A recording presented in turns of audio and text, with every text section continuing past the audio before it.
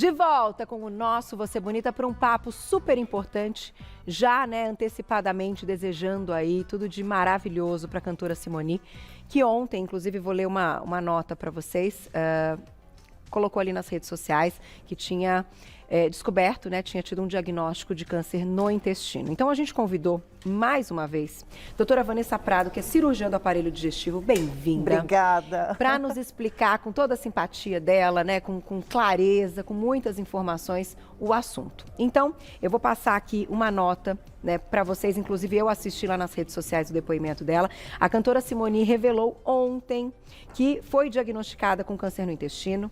Ela compartilhou a notícia em um vídeo nas redes sociais, ao lado do médico, Dr. Fernando Maluf. Por conta de uma íngua, a cantora realizou o exame de colonoscopia que detectou um tumor na parte final do intestino. O tratamento de quimioterapia iniciou ontem também e a cantora explicou que estava usando uma touca que ajudaria a preservar o cabelo durante o tratamento. Um beijão aí pra Simone, tão querida, né? Bom, eu, por exemplo, sou fã de, Acho que todo mundo, muito, Muito. E claro que sempre quando notícias como essa acontecem, vem à mídia, a gente gosta de esclarecer. Então, bem-vinda mais uma vez, Obrigada doutora. pelo convite. Vamos começar do início, Porque a gente está falando de uma mulher jovem, de 45 anos, e que muitas vezes são diagnósticos que nesta fase da vida a gente acha que, são mais raros. Como é que é isso hoje na medicina? Por mais que ela seja nova, hoje em dia o exame preventivo, e muito se fala de prevenção, como é adequado à prática de esportes, os fatores que beneficiam a proteção contra esses tumores, é importante você ir no seu gineco para fazer o preventivo. E o aparelho digestivo funciona dessa forma também, Então, a partir dos 45 anos, existe uma leva de exames a se fazer para prevenir esse tipo de câncer. Então, acho que ela pegou na fase inicial, a gente está torcendo para isso.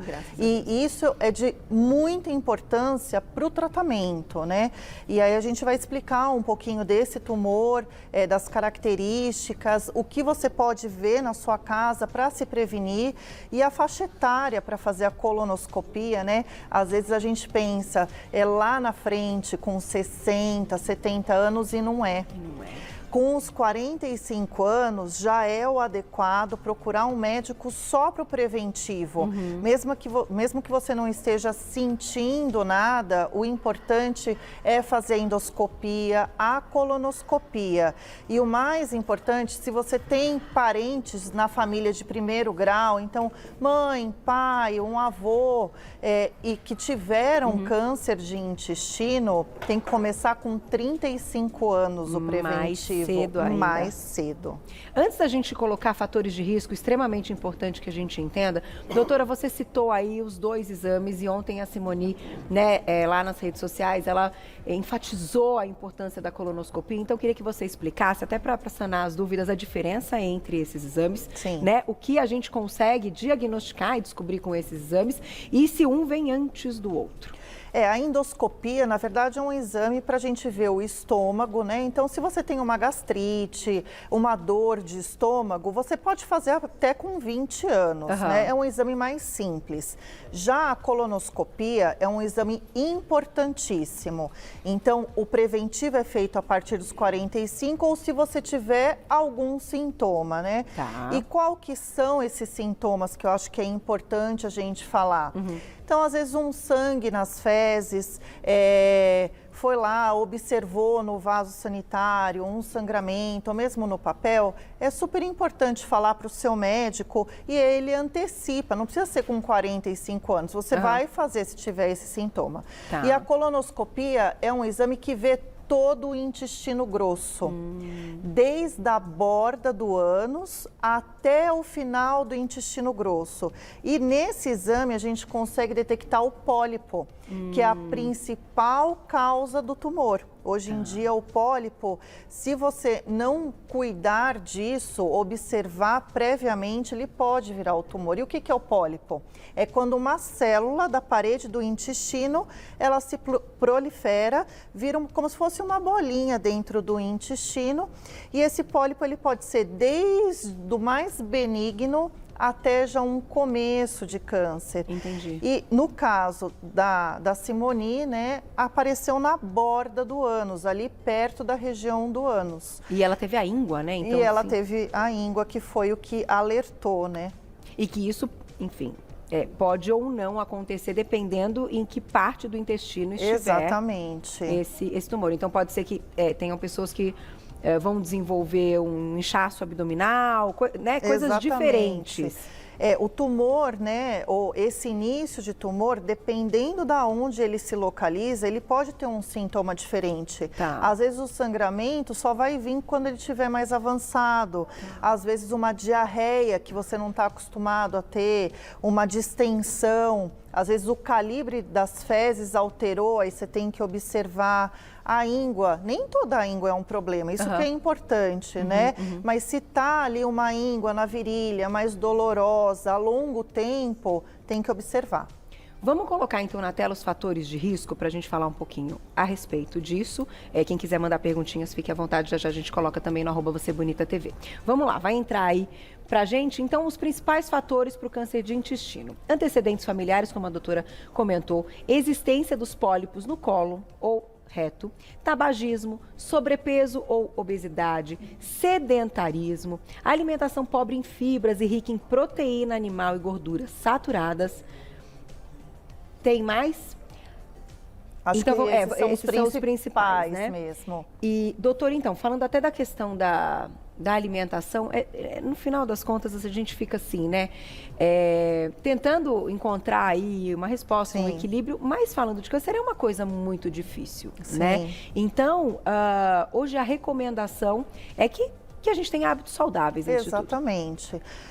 Tem essa porcentagem que vem da herança genética, que com os exames preventivos a gente acaba dando um suporte para o paciente, mas na verdade é a vida saudável, né? Evitar o cigarro, evitar a falta do exercício, o sedentarismo, então tentar se exercitar o máximo que você puder, a alimentação adequada, a forma de ingerir o alimento, né, que sempre a gente conversa nas nossas, nos outros programas, isso acho que é fundamental, né, colocar bastante fibra, pouca gordura e os exames preventivos que vão diagnosticar o pólipo, que é um dos principais fatores. Vamos colocar, então, o próximo os sinais de alerta. Para a gente, claro, quando procurar um médico, né? É claro que o preventivo vai ser sempre melhor. No entanto, pode ocorrer um intestino irregular, sangramento e muco nas fezes, cólica abdominal e alteração no calibre das fezes. Esses são os principais fatores, né? Então, isso é um alerta se você já está tendo algum desses sintomas há muito tempo. Então, não é uma coisa de um dia, né? Você não precisa ficar apreensivo, mas se você já está vivenciando, vendo o calibre das suas fezes, um dia tem diarreia, outro dia o cocô está mais preso, está ficando com uma distensão abdominal, né? Então, tudo isso sugere alguma alteração no aparelho digestivo, no funcionamento intestinal. O adequado é fazer exame. E doutora, a gente comentou então da colonoscopia, mostramos inclusive a imagem, mas acho importante comentar o preparo, né, do exame, porque acaba sendo um exame, eu brinquei até com a minha diretora assim, falamos assim, a colonoscopia é quase que um Papa Nicolau, certo? A gente pode colocar dessa forma, né? Não é verdade? Só que o Papa Nicolau acaba sendo uma coisa muito mais simples de ser realizada. Então as pessoas às vezes se afastam de um exame como esse, por isso que eu coloquei dessa forma, para a gente entender a importância do exame, no entanto, aceitar que vai ser um exame um pouquinho mais desconfortável, talvez. Como é que é feito, doutora? Então, a colonoscopia, na verdade, o que todo mundo fala é do preparo, porque o exame em si, você faz sedado, não vai sentir nada, e é um exame super seguro, tá? O preparo, que você tem que tomar um líquido para limpar esse intestino. Então, você não pode ter fezes dentro do intestino, porque às vezes esconde esses pólipos. Por isso que tem que ter, o intestino tem que estar completamente limpo. E esse processo de tomar esse remédio, que às vezes é desagradável. Então, para pessoas que têm problema de saúde, ou passa mal, ou são mais idosos, tem o aporte hospitalar. Tá. Então, dá para fazer internado esse exame. Você não precisa tomar esse líquido em casa. Então, Tá. hoje em dia, você consegue internar para fazer o exame se você passa mal ou tem algum problema de saúde. Se não, dá para tomar tranquilamente. Existe toda uma técnica para se fazer isso. Então, a cada 10, 15 minutos, você toma um copinho desse líquido, vai ao banheiro, você vai ter uma diarreia, que é justamente para limpar todo o intestino. Tá. E aí vai se hidratando nesse período, depois tem que ficar em jejum e vai até o laboratório fazer o exame. Fazer o exame. E no pós, tem que seguir alguma recomendação? No pós é só uma dieta leve mesmo, Tá, pode pra ir ser um repondo. caldo, uma sopa. Geralmente não dá para trabalhar no mesmo dia por conta do anestésico que você toma. Então aí tem que tirar um dia para ficar em casa. É isso. Vamos colocar perguntinhas do público já, quem escreveu pra gente na tela. Obrigada, Gisele. Um beijo. Qual a idade devemos fazer, então, o exame de colonoscopia? Vamos retomar. Então, Gi, a partir dos 45 anos, tá? Se você tem algum parente próximo que teve algum problema de saúde relativo, referente ao intestino, aí a gente começa mais cedo, com 35. Ou se teve algum sintoma, como sangramento, a gente faz de imediato. Vamos aproveitar antes da próxima perguntinha e mostrar, a gente tem imagens, então, que ilustram aí pra gente ter uma ideia o que seria, né, esse tumor, esse câncer no intestino. E a doutora vai explicando pra gente. Olha lá. O tumor, ele pode estar em várias partes do intestino, né? Tá. E no caso da Simone, está nessa parte final. E aí leva também tratamentos diferentes, né? Quando está por todo o intestino, ou algum ponto do intestino, geralmente a cirurgia se pega numa fase inicial, acaba curando, mas aí quem vai avaliar depois é o oncologista se vai precisar de algum tratamento de químio ou radioterapia, que geralmente é o adenocarcinoma. Tá. Quando está nesse finalzinho do intestino, que é justamente a saída das fezes, é o tipo que a Simone está apresentando, que é um tumor epidermoide. E aí, geralmente, não é cirúrgico. Só com a rádio e a quimioterapia, o tumor regride e aí você vai fazendo exames de controle e às vezes nem é necessário operar e tem a cura completa. Olha que interessante. Ela citou, né, de 6 meses, que é Isso, exatamente. o período, né? E outra coisa que eu achei interessante que ela falou é que ela pediu muito, assim, para que a mídia fosse muito respeitosa, né? Isso. Com tudo. E eu acho isso fantástico, porque ela falou, eu tenho 4 filhos e tal. Então, enfim, como mulher, como mãe, a gente também se coloca no lugar. Então, assim, da forma mais transparente possível, a gente está, né, contando e a doutora está explicando aqui. E ela né? está preocupada em passar a informação real e no preventivo, que ela mesma não sabia, né, da necessidade. Que era necessário. Exatamente. Vamos colocar mais perguntinha do público? Olha lá, quem escreveu pra gente na tela. Heloísa, um beijo, obrigada. Todo sangramento deve ser visto como um possível tumor? É super importante isso, viu, Elô? Então, assim, sangramento pode ser tanta coisa, né? Então, é super importante você observar e procurar um médico. Mas pode ser doenças da região do ânus, como hemorroida, como uma fissura, que é aquele rasguinho na mucosa do ânus. Como a região é muito vascularizada, qualquer rasguinho ali, nem que fosse muito pequeno, gera um sangramento abundante, que assusta.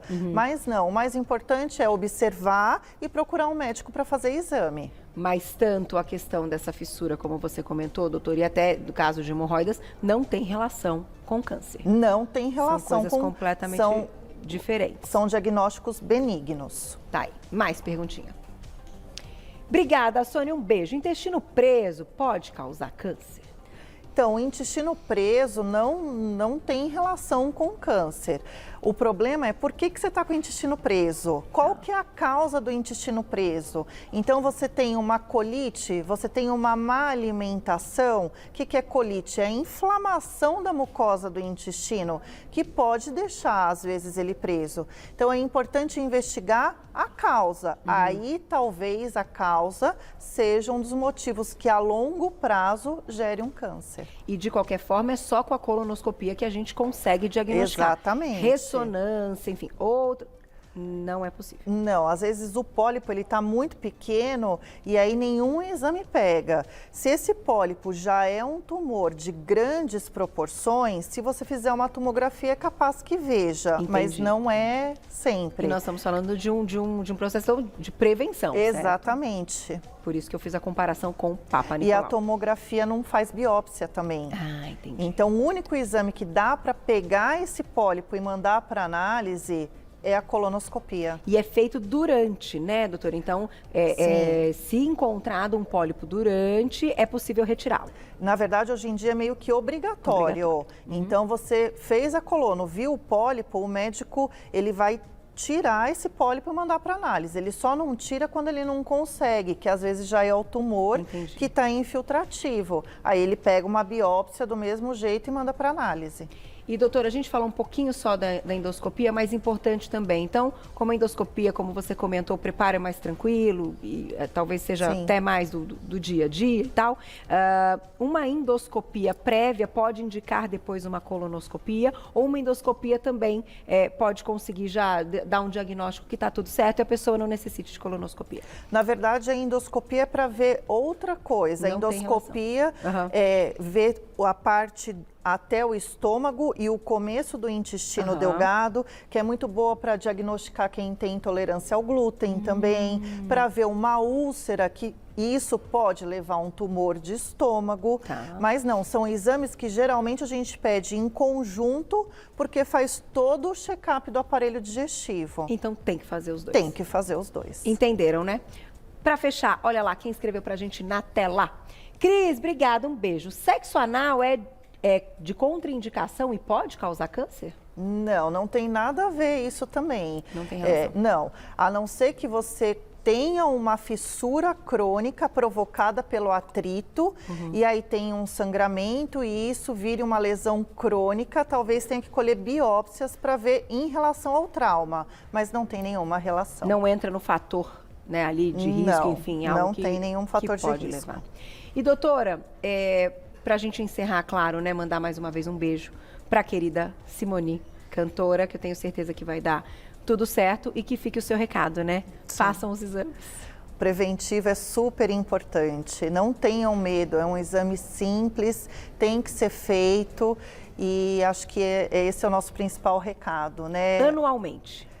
Na verdade, assim, quando vem o pólipo ou vem o primeiro exame da colonoscopia, o médico que vai definir quando tem que fazer o próximo. Tá aí. Sempre maravilhosa entrevista com ela, a doutora Vanessa Prado, cirurgiã do aparelho digestivo. Vai lá no Instagram para segui-la. Tem um super trabalho. É o @doutorabreviado, Vanessa com 2 S, Prado, tudo junto. @doutorabreviado, Vanessa Prado, tudo junto. Obrigada mais uma vez. Sempre um prazer, viu? Sempre, sempre. Beijo, gente. Amanhã é sexta, hein? Ô, delícia, vem de meia, tô te esperando. Obrigada. Tchau. Beijo, beijo, beijo.